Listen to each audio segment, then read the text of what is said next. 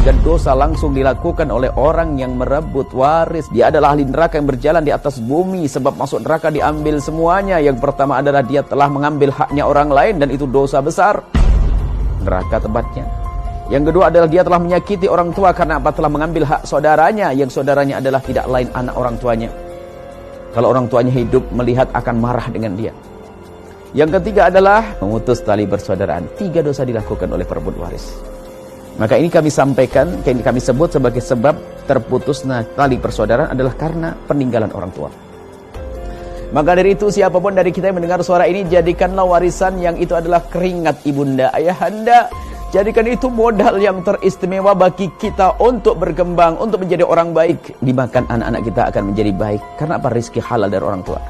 Tapi kalau sudah kita mengambil bukan hak kita, ketahuilah dia akan menghancurkan harta kita dan tidak lama. Anda catat, orang yang pernah merebut waris kalaupun sukses tidak akan lama. Ujungnya kehancuran. Belum lagi nanti kehancuran di akhirat nanti.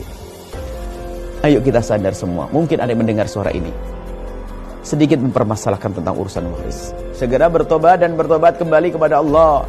Ayo berdamai dengan saudara kita. Bahkan orang hebat, istimewa, ahli surga yang berjalan di atas bumi adalah dia akan menolong saudaranya, bukan mengambil. Bahkan dia akan berkata kepada adiknya atau saudaranya, jika engkau ada butuh perlu, hak saya boleh diambil. Bukan merebut. Paling tidak ambil hakmu, jangan ambil haknya dia. Selesai. Bagian yang boleh diambil. Dan mohon hendaknya di dalam pembagian waris ini semuanya berusaha melapangkan hati, melapangkan dadanya. Sebab yang namanya waris ini yang besar adalah iblisnya. Kadang yang direbutkan tidak seberapa, tapi ramainya tidak akan selesai sampai anak cucu. Waris yang diwaris tidak seberapa besar, tapi menjadi sebab permusuhan yang panjang dan tidak ada hentinya. Naudzubillah. Berebut waris, naudzubillah. Maka dari itu jangan sampai ada di antara kita yang teledor dalam urusan yang demikian ini. Lihat yang namanya waris itu apa sih waris? Cuman anehnya ada banyak keluarga di saat berbicara hal ini itu tenang-tenang saja. Kalau sudah menyinggung masalah waris ada yang naik pita, marah. Bahkan kadang yang merebut waris bukan orang yang paling bodoh, kadang yang paling pinter. Sebab yang namanya berebut waris ini setannya yang gede, bukan barangnya. Sehingga yang bermusuhan bukan saja orang bodoh, orang alim pun bisa berebut waris, berebut peninggalan orang tua.